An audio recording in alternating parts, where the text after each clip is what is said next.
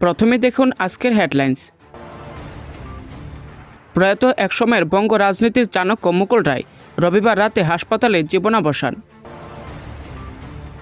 নির্বাচন ঘোষণার আগে ফের মন্ত্রিসভার বৈঠকে মমতা, বৃহস্পতিবার নবান্নে গুরুত্বপূর্ণ সিদ্ধান্তের ইঙ্গিত প্রশাসনের। পশ্চিমবঙ্গবাসীকে খোলা চিঠি মোদির, ভোটার তোষণ নিয়ে তোপ মমতাকে, ধর্মীয় শরণার্থীদের বার্তা সিএএ নিয়ে। হালি শহরের শ্মশানে মুকুল রায়ের শেষকৃত্য সম্পন্ন, শেষযাত্রার পুরো পথেই ছিলেন অভিষেক। ভিন্ন পথে গিয়ে আবার ফিরেও আসেন সহকর্মী মুকুলের সহসা প্রয়াণে বিচলিত মমতা, শ্রদ্ধা জানাতে বিধানসভায় অভিষেক। মোদি সফরে নতুন যাত্রা পাবে ভারত ইসরায়েল প্রতিরক্ষা সমঝোতা, স্বাক্ষর হতে পারে ৭৩,০০০ কোটি টাকার চুক্তি। শুভেন্দুগড়ে ভাঙন ধরিয়ে তৃণমূলের ৫০০ পরিবার, ভোটের মুখে বিজেপির হাতছাড়া ময়নার গ্রাম পঞ্চায়েত। দরকারে কেন্দ্রীয় বাহিনী নামিয়ে কাজ করা হবে, পূর্ব কলকাতার বেআইনি নির্মাণ নিয়ে পৌরসভার ভূমিকায় ক্ষুব্ধ বিচারপতি অমৃতা সিংহ। যুদ্ধ আসন্ন, যেভাবে হোক অবিলম্বে ইরান ছাড়ুন, ভারতীয়দের নির্দেশিকা দূতাবাসের চালু হেল্পলাইন। জেলের ভয় দেখিয়ে দলে টেনেছিল, মুকুল রায়ের মৃত্যুতে বিজেপিকে কাঠগড়ায় তোলেন ফিরহাদ। প্রশ্ন ভুল কিনা খতিয়ে দেখতে প্রার্থীদের থেকে কত টাকা নিয়েছে এসএসসি, হলফনামা দিয়ে জানাতে বলল হাইকোর্ট। ২৬শে জিততে বঙ্গে রথযাত্রা বিজেপির, ৯ জায়গা থেকে উদ্বোধনে আসছেন শাহের নবরত্ন। কলকাতায় বৃষ্টি কবে কতটা, দক্ষিণবঙ্গের ৪ জেলায় সতর্কতা জারি, ভিজতে পারে উত্তরবঙ্গ। চাকরি করেন না বলে স্ত্রী অলস, এই ধারণা ভ্রান্ত, গৃহিণীর শ্রমকে অস্বীকার করা অপরাধ, রায় দিল দিল্লি হাইকোর্ট। শান্তিনিকেতনের সোনাঝুরিতে এবারও রং খেলা যাবে না, দোলে দুদিন বন্ধ থাকছে হাট। উচ্চ মাধ্যমিক চলাকালীন মাইকে সরকারি প্রচার, বিডিও অফিসে ধর্নায় বিজেপি নেতা, ছুটে এলেন বিধায়ক। এনআইএ তদন্ত করলে আপত্তির কী আছে, ভূপতিনগর বিস্ফোরণ মামলায় রাজ্যের আবেদন খারিজ সুপ্রিম কোর্টে। ইউনূসের কর্মকাণ্ড বেআইনি, তার এক মসনদে বসতেই পূর্ববর্তী প্রশাসনের ষড়যন্ত্র ফাঁস প্রেসিডেন্ট শাহাবুদ্দিনের। দিল্লির বায়ুদূষণ নিয়ন্ত্রণে তাপবিদ্যুৎ কেন্দ্র, কয়লা নির্ভর শিল্পে পড়তে পারে কোপ, কেন্দ্রের মত চাইল সুপ্রিম কোর্ট। ওরা মোদি বিরোধী, কম্বল দিয়েও মুসলিম মহিলাদের থেকে কেড়ে নিলেন বিজেপি নেতা। বিজেপি বিধায়কের পায়ে এসে পড়তে হবে, বাঁকুড়া শিক্ষকের স্থানীয় নেতার হুমকি, তুঙ্গে বিতর্ক। সদ্য পিতৃহারা শুভ্রাংশুকে একা ছাড়ছেন না, মুকুল রায়ের দেহ নিয়ে কাঁচরাপাড়ায় অভিষেক। ভাইয়ের পর পালা দিতি মমতার, কলকাতায় মন্তব্য দিল্লির মুখ্যমন্ত্রীর, সভা তো ফাঁকা, কটাক্ষ তৃণমূলের। প্রিয় মুকুলের প্রয়াণে বিচলিত ও বেদনাহত মমতা, শোকজ্ঞাপন মোদিরও। টালবাহানা শেষে কোচবিহার পঞ্চানন বর্মা বিশ্ববিদ্যালয় পেল স্থায়ী উপাচার্য, দায়িত্ব পেয়ে গুচ্ছ কাজে হাত সঞ্চারী রায়ের। নীতি আদর্শ ভুলে সিপিএমও ব্যক্তিপচু, ভোট টানতে কফির মগ, চাবিরিংয়ে বুদ্ধদেব। জয় শ্রীরাম বলে হাসপাতালের ছাদ থেকে ঝাঁপ রোগীর, চাঞ্চল্য কাঁথিতে। ভোটার তালিকা সংশোধন নিয়ে 2 দফায় হাই প্রোফাইল বৈঠক, আইনি জট কাটাতে বিচারকদের ক্লাস নিল কমিশন। বঙ্গ রাজনীতিতে একটা যুগের অবসান, তৃণমূলের জন্মসঙ্গী মুকুলের প্রয়াণে স্মৃতিচারণায় অভিষেক। ছাত্র সংঘর্ষের মধ্যে পড়ে জখম বাংলার অধ্যাপক, তদন্ত কমিটি গড়ল যাদবপুর বিশ্ববিদ্যালয়। তামিলনাড়ুতে চূড়ান্ত ভোটার তালিকা প্রকাশ, বাদ গেল ৭০ লক্ষেরও বেশি নাম। একটি অ্যাকাউন্ট বন্ধের আর্জি সামনে আনল ৫৯০ কোটির জালিয়াতির ঘটনা, চর্চায় আইডিএফসি ফার্স্ট ব্যাংক। মাথার উপর থেকে ছাদ সরে গেল, বাবাকে হারিয়ে বলেন মুকুল পুত্র শুভ্রাংশু রায়। ভোট প্রস্তুতি ও নিরাপত্তা নিয়ে সোমবার হাইকোর্টে হাই প্রোফাইল বৈঠক, শ্রমিকের হলফনামা গ্রহণ আদালতের। পরীক্ষা কেন্দ্রের পথে দুর্ঘটনায় মৃত্যু উচ্চ মাধ্যমিক পরীক্ষার্থীর, রণক্ষেত্র বাঁকুড়ার জয়পুর। 4 দিনে ৭০ লক্ষ নথি দেখা সম্ভব, প্রধান বিচারপতির সঙ্গে বৈঠকের পর কমিশন বলল কাজ চলছে। সত্যি কি ভাঙছে সংসার, বিচ্ছেদ জল্পনার মাঝে ইঙ্গিতপূর্ণ ছবি পোস্ট প্রতীকরের। সুপ্রিম নির্দেশ, পুরুলিয়ায় রাস্তায় নেমে কুকুর গুনতে কালঘাম ছুটছে সরকারি কর্মীদের। সংসারে হাল ধরতে রাজস্থানে, বাড়ি ফেরার আগের দিনই মৃত্যু বীরভূমের পরিযায়ী শ্রমিকের। শুভেন্দুগড়ে ভাঙন ধরে তৃণমূলের 500 পরিবার, ভোটের মুখে বিজেপির হাতছাড়া ময়নার গ্রাম পঞ্চায়েত। সবকিছু ঠিক থাকলে আগামী মাস অর্থাৎ মার্চের শুরুতেই বঙ্গ বিধানসভা নির্বাচনের দিন ঘোষণা হতে পারে। তার আগে ক্রমশ চড়ছে রাজনৈতিক পারদ। এর মধ্যে শুভেন্দু অধিকারীর গড় হিসেবে পরিচিত পূর্ব মেদিনীপুরে বড়সড় ভাঙন বিজেপিতে। বিজেপি ছেড়ে তৃণমূলে যোগ দিলেন ময়নার গোজিয়া গ্রাম পঞ্চায়েত সদস্যসহ 500 পরিবার। বিজেপি ছেড়ে তৃণমূলে যোগ ময়নার গোজিয়া গ্রাম পঞ্চায়েত সদস্যসহ প্রায় 500 পরিবারের। এর ফলে বিজেপির হাতছাড়া হলো গোজিয়া গ্রাম পঞ্চায়েত, যা ভোটের মুখে বিজেপির কাছে বড়সড় ধাক্কা বলে মনে করছেন রাজনৈতিক মহল। শুধু তাই নয়, খুদ শুভেন্দু অধিকারীর জেলায় বিজেপিতে ভাঙন শাসক দল তৃণমূলকে বাড়তি অক্সিজেন দেবে বলেই মনে করা হচ্ছে। 26-এর বিধানসভা নির্বাচন বঙ্গ বিজেপির কাছে বড় চ্যালেঞ্জ। তৃণমূল কংগ্রেসকে ক্ষমতাচ্যুত করার চ্যালেঞ্জ নিয়েছেন শুভেন্দু অধিকারী, কিন্তু তার আগেই খোদ নিজের জেলাতেই চ্যালেঞ্জের মুখে বিরোধী দলনেতা। গত কয়েকদিন আগেই বিজেপি ছেড়ে তৃণমূলে যোগ দেন ময়নার বিজেপি নেতা চন্দন মণ্ডল। এবার স্থানীয় তৃণমূল নেতৃত্বের হাত ধরে তৃণমূলে যোগ দিলেন তার স্ত্রী খুকুরানী মণ্ডল এবং স্থানীয় গোজিয়া গ্রাম পঞ্চায়েতের সদস্য কাকলি চৌধুরী। একই সঙ্গে তৃণমূলে যোগ দিয়েছে এলাকার অন্তত 500টি পরিবার। এহেন দলবদলের পরেই বিজেপির হাতছাড়া হলো গোজিয়া গ্রাম পঞ্চায়েত। তথ্য বলছে, গত পঞ্চায়েত নির্বাচনে এই পঞ্চায়েতে বিজেপির সদস্য সংখ্যা ছিল 10 এবং তৃণমূলের পঞ্চায়েত সদস্য সংখ্যা ছিল 7। বিজেপি ছেড়ে তৃণমূলে যোগদান করার পর বিজেপির পঞ্চায়েত সদস্য সংখ্যা কমে হলো 8 জন। অন্যদিকে ওই পঞ্চায়েতে তৃণমূলের সদস্য সংখ্যা বেড়ে হলো 9। তবে আগামী নির্বাচনে এর কোনো প্রভাব পড়বে না বলে দাবি স্থানীয় বিজেপি নেতৃত্বের। অন্যদিকে এহেন দলবদলের পরে স্থানীয় তৃণমূলের দাবি বিজেপির ধস শুরু হয়ে গেছে। আগামী নির্বাচনে এর প্রভাব ভালোভাবে বুঝবে। এমনকি অধিকার গড় বলে যে কিছু নেই তা ফের প্রমাণিত হলো বলেও দাবি স্থানীয় তৃণমূল নেতৃত্বের। নির্বাচন ঘোষণার আগে ফের মন্ত্রিসভার বৈঠকে মমতা। বৃহস্পতিবার নবান্নে গুরুত্বপূর্ণ সিদ্ধান্তের ইঙ্গিত প্রশাসনের। আসন্ন বিধানসভা নির্বাচনের আগে ফের মন্ত্রিসভার বৈঠক ডাকলেন পশ্চিমবঙ্গের মুখ্যমন্ত্রী মমতা বন্দ্যোপাধ্যায়। বৃহস্পতিবার নবান্নে বসছে এই বৈঠক।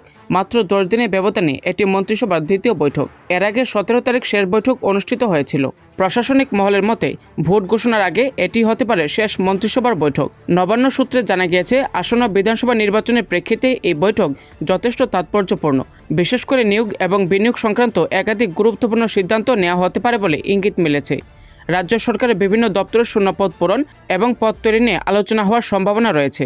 রাজ্য সরকারের বিভিন্ন দপ্তরে শূন্যপদ পূরণ এবং পদ তৈরি নিয়ে আলোচনা হওয়ার সম্ভাবনা রয়েছে। এই মন্ত্রিসভার বৈঠকে নিয়োগ সংক্রান্ত বিষয়ে রাজ্য সরকার কিছু ইতিবাচক বার্তা দিতে পারে বলেই মনে করছে প্রশাসনিক মহল। এছাড়াও শিল্পে বিনিয়োগ টানতে নতুন প্রস্তাব, পরিকাঠামো উন্নয়ন এবং কয়েকটি প্রকল্পে আর্থিক অনুমোদনের বিষয়েও সিদ্ধান্ত হতে পারে। নির্বাচনকে সামনে রেখে উন্নয়নমূলক কর্মকাণ্ডের গতি বাড়াতে সরকার সক্রিয় পদক্ষেপ করতে পারে বলেও জল্পনা। রাজনৈতিক মহলের একাংশের মতে ভোটের আগে প্রশাসনিক ও আর্থিক বিভিন্ন সিদ্ধান্তের মাধ্যমে সাধারণ মানুষের কাছে ইতিবাচক বার্তা পৌঁছে দেওয়াই সরকারের লক্ষ্য। ফলে এই বৈঠকে গৃহীত সিদ্ধান্তগুলির দিকে নজর থাকবে বিরোধী দলগুলিরও। সব মিলিয়ে বৃহস্পতিবার মন্ত্রিসভার বৈঠক ঘিরে রাজনৈতিক ও প্রশাসনিক মহলে জোর চর্চা শুরু হয়েছে। এখন দেখার ভোট ঘোষণার আগে সরকার কী গুরুত্বপূর্ণ সিদ্ধান্ত নেয় ওই দিন। পশ্চিমবঙ্গবাসীকে খোলা চিঠি মোদির, ভোটার তোষণ নিয়ে তোপ মমতাকে। ধর্মীয় শরণার্থীদের বার্তা সিএএ নিয়ে। বিধানসভা নির্বাচনের আগে পশ্চিমবঙ্গবাসীর উদ্দেশ্যে খোলা চিঠি লিখলেন প্রধানমন্ত্রী নরেন্দ্র মোদী। ভোটার অনুপ্রবেশ থেকে শুরু করে বিভিন্ন বিষয়ে মমতা বন্দ্যোপাধ্যায় সরকারকে নিশানা করলেন চিঠিতে। কর্মসংস্থানের পরিস্থিতি নিয়েও খোঁচা দিলেন রাজ্য সরকারকে। একই সঙ্গে ধর্মীয় শরণার্থীদেরও নাগরিকত্ব সংশোধনী আইন অর্থাৎ সিএএ নিয়ে বার্তা দিয়ে রাখলেন খোলা চিঠিতে। ফেব্রুয়ারির শুরুর দিক থেকে রাজ্যে গৃহ সম্পর্ক অভিযান শুরু করেছে বিজেপি। সাধারণ মানুষের বাড়ি বাড়ি গিয়ে প্রচার অভিযান চলছে। বিজেপি সূত্রে খবর, ওই কর্মসূচির মাধ্যমেই প্রধানমন্ত্রীর লেখা খোলা চিঠি তুলে দেওয়া হচ্ছে রাজ্যের সাধারণ ভোটারদের হাতে। চিঠি শুরুই হয়েছে আমার প্রিয় পশ্চিমবঙ্গবাসী দিয়ে। তারপরেই জয় মা কালী লিখে চিঠির মূল বয়ান শুরু করেছেন মোদী। পশ্চিমবঙ্গবাসীর কাছে বিজেপির ভোট ভিক্ষার একটি অঙ্গ এই চিঠি। আসন্ন বিধানসভা নির্বাচনের কথা চিঠিতে স্মরণ করে দিয়েছেন প্রধানমন্ত্রী। আগামী প্রজন্মের ভবিষ্যৎ কোন পথে চালিত হবে তা নির্ভর করছে আপনার একটি সুনিশ্চিত সিদ্ধান্তের উপর। সেই গুরুদায়িত্ব আপনাদের। কেন্দ্রীয় সরকারের বিভিন্ন উন্নয়নমূলক প্রকল্পের কথাও সেখানে তুলে ধরেছেন প্রধানমন্ত্রী। তার মতে, স্বাধীনতার পর থেকে একটি দীর্ঘ সময় ধরে পশ্চিমবঙ্গই ছিল দেশের অর্থনীতি এবং শিল্পে অগ্রণী ভূমিকায়।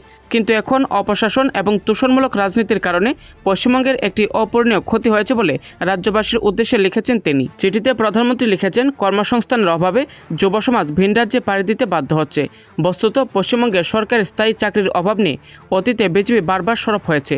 প্রশ্ন তুলেছে রাজ্যের ভারী শিল্পের অভাব নিয়েও রাজ্যবাসীকে লেখা খোলা চিঠিতেও সেই কথাই স্মরণ করে দিলেন তিনি। পশ্চিমবঙ্গের নারী নিরাপত্তা নিয়েও উদ্বেগ প্রকাশ করেছেন প্রধানমন্ত্রী মোদী। লিখেছেন, নিরাপত্তার অভাবে আমার পশ্চিমবঙ্গের মা বোনেরা আজ শঙ্কিত এবং ত্রস্ত।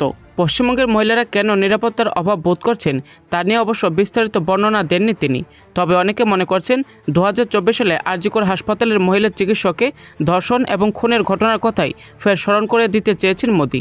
একই সঙ্গে নাম না করে মতুয়া সম্প্রদায়ের উদ্দেশ্য বার্তা দিয়ে রেখেছেন তিনি। খোলা চিঠিতে মোদী লিখেছেন, বিজেপি রাজ্যবাসীর সেবা করার সুযোগ পেলে ধর্মীয় শরণার্থীরা সিএএ এর মাধ্যমে এদেশের নাগরিকত্ব পাবেন।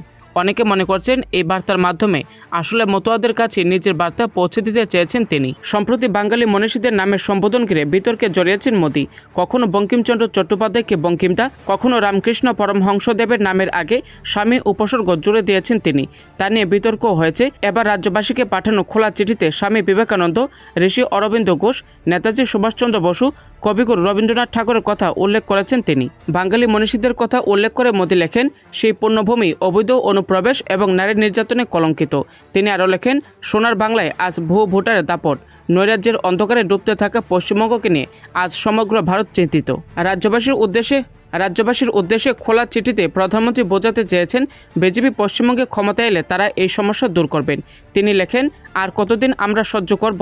আপনাদের সেবা করার একটি সুযোগের জন্য আমি অধীর আগ্রহে অপেক্ষা করছি। এমন একটি সুযোগ যেখানে কবিগুরুর ভাষায় চিত্তজেতা বৈষণ্য, উচ্চজেতা শির, সেখানে দুর্নীতি এবং অপশাসন থেকে মুক্তি মিলবে। 26-এ জিততে বঙ্গে রথযাত্রা বিজেপির 9 জায়গা থেকে উদ্বোধনে আসছেন শাহের নবরত্ন। 26-এর ভোটে বাংলা জিততে জোর কদমে ঝাঁপিয়েছে বিজেপি। তারই অনুষঙ্গ পরিবর্তন যাত্রা, বকলমে যা রথযাত্রা। মার্চের 1 তারিখ থেকেই তা শুরু হবে রাজ্যের বিভিন্ন প্রান্ত থেকে। ওই কর্মসূচির কথা আগেই ঘোষণা করেছিল গেরুয়া শিবির।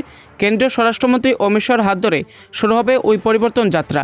রাজ্যের 9 প্রান্ত থেকে ওই যাত্রার সূচনায় দিল্লি থেকে আসছেন 9 কেন্দ্রীয় নেতা মন্ত্রী। সেই নবরত্ন সমাবেশে পরিবর্তন যাত্রার লক্ষ্য একটাই, বাংলায় সরকার গঠন।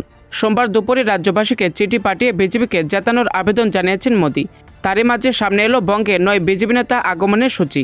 বঙ্গ বিজেপির তরফে পাওয়া সূচি অনুযায়ী 1 মার্চ থেকে শুরু হবে পরিবর্তন যাত্রা। ওই দিন দক্ষিণ 24 পরগনা রায়দিঘিতে থাকবেন অমিত শাহ।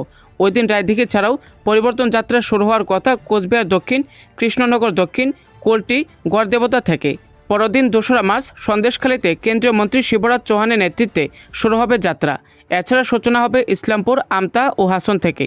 রাজ্যের 294টি বিধানসভা কেন্দ্র দিয়ে চলবে এই যাত্রা। বাংলায় বিজেপির রথযাত্রায় সামিল হতে চলেছেন দলের সর্বভারতীয় সভাপতি নীতিন নবীন, প্রাক্তন সর্বভারতীয় সভাপতি জেপি নাড্ডা, প্রতিরক্ষামন্ত্রী রাজনাথ সিং, মন্ত্রী নীতিন গডকরি, ধর্মেন্দ্র প্রধান, স্মৃতি ইরানি ও মহারাষ্ট্রের মুখ্যমন্ত্রী দেবেন্দ্র ফডনবিস। তবে 26-এ ভোট জিততে এই পরিবর্তন যাত্রা আদৌ কতটা কার্যকর হবে তা নিয়ে প্রশ্ন তুলছে ওয়াকিবহল মহলের একটা বড় অংশ।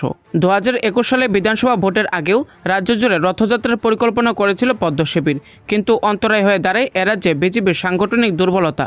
নিচু স্তরে বহু কর্মী তখন সক্রিয় ছিলেন না। তবে এবার রাজ্যে বিজেপির পর্যবেক্ষক হিসেবে 2 কেন্দ্রীয় নেতাকে দায়িত্ব দেওয়া হয়েছে। তারা ঘন ঘন রাজ্য নেতৃত্বের সঙ্গে বৈঠক করে সংগঠনকে শক্তিশালী করায় জোর দিচ্ছেন। এবার মণ্ডল সংগঠনকে সক্রিয় করে তুলতে পরিবর্তন যাত্রা। তার কতটা ফায়দা তুলতে পারবে বিজেপি তা ভোট ময়দানেই দেখা যাবে। প্রিয় মুকুলের প্রয়াণে বিচলিত ও বেদনাহত মমতা, শোকজ্ঞাপন মোদিরও। দীর্ঘদিনের সহযোদ্ধা, ভ্রাতৃসম রাজনীতিবিদ মুকুল রায়ের প্রয়াণে বিচলিত এবং বেদনাহত মুখ্যমন্ত্রী মমতা বন্দ্যোপাধ্যায়। এক স্যান্ডেলে তৃণমূলের হয়ে মুকুল রায়ের দীর্ঘ লড়াইয়ের স্মৃতিচারণা করলেন তিনি। দলমত নির্বিশেষে তার অভাব অনুভব করবে রাজনৈতিক মহল। শোকজ্ঞাপন করে লিখলেন মমতা, বঙ্গ রাজনীতির চাণক্যের প্রয়াণে শোক প্রকাশ প্রধানমন্ত্রী নরেন্দ্র মোদীরও। তৃণমূলের জন্মলগ্ন থেকে দলের সঙ্গে ছিলেন মুকুল রায়। তিনি যে দলের অন্যতম স্তম্ভ ছিলেন তা বলাই বাহুল্য। পরবর্তীতে বদলেছে একাধিক সমীকরণ। ঘাসফুল ছেড়ে পদ্ম শিবিরে শরিক হয়েছিলেন তিনি, যদিও পরবর্তীতে ঘর ওয়াপসিও হয়। সোমবার সকালে মুকুল রায়ের মৃত্যু সংবাদ পেয়ে তৃণমূলের সঙ্গে তার সম্পর্কে স্মৃতিচারণা করলেন দলের সুপ্রিমো তথা মুখ্যমন্ত্রী মমতা বন্দ্যোপাধ্যায়। এক স্যান্ডেলে তিনি লেখেন, প্রবীণ রাজনীতিবিদ মুকুল রায়ের প্রয়াণের সংবাদে আমি বিচলিত ও মর্মাহত। তিনি আমার দীর্ঘদিনের রাজনৈতিক সহকর্মী ছিলেন। বহু রাজনৈতিক সংগ্রামে সহযোদ্ধা ছিলেন। তার বিদায়ের খবর আমাকে বেদনাহত করেছে। মমতা আরও লেখেন, মুকুল রায় তৃণমূল কংগ্রেসে প্রতিষ্ঠা লগ্ন থেকে দলের জন্য প্রাণপাত করেছেন। তিনি কেন্দ্রীয় মন্ত্রী হয়েছিলেন। দলের সর্বস্তরে তার গ্রহণযোগ্যতা ছিল। পরে তিনি ভিন্ন পথে যান, আবার ফিরেও আসেন। বাংলা রাজনীতিতে তার অবদান এবং সাংগঠনিক দক্ষতার কথা ভোলার নয়। দলমত নির্বিশেষে তার অভাব অনুভব করবে রাজনৈতিক মহল। পাশাপাশি মুকুল পুত্র শুভ্রাংশুকে শক্ত হওয়ার বার্তা দিয়েছেন মমতা। মুকুল রায়ের মৃত্যুতে শোক জ্ঞাপন করেছেন প্রধানমন্ত্রীও। তিনি বাংলায় লেখেন, প্রাক্তন কেন্দ্রীয় মন্ত্রী মুকুল রায়ের প্রয়াণে শোকাহত। তার রাজনৈতিক অভিজ্ঞতা ও সমাজ সেবামূলক প্রচেষ্টা স্মরণীয় হয়ে থাকবে। তার পরিবার ও সমর্থকদের প্রতি সমবেদনা জানাই। মুকুল রায়ের মৃত্যুতে শোক জ্ঞাপন করেছেন প্রধানমন্ত্রীও। তিনি বাংলায় লেখেন, প্রাক্তন কেন্দ্রীয় মন্ত্রী শ্রী মুকুল রায়ের প্রয়াণে শোকাহত। তার রাজনৈতিক অভিজ্ঞতা ও সমাজ সেবামূলক প্রচেষ্টা স্মরণীয় হয়ে থাকবে। তার পরিবার ও সমর্থকদের প্রতি সমবেদনা জানাই। প্রসঙ্গত, তৃণমূল ছেড়ে 2017 সালে বিজেপিতে যোগ দিয়েছিলেন মুকুল। যদিও পরে তৃণমূলে ফেরেন, তবে জীবনের শেষ দিন পর্যন্ত বিজেপির বিধায়ক পদেই রইলেন তিনি।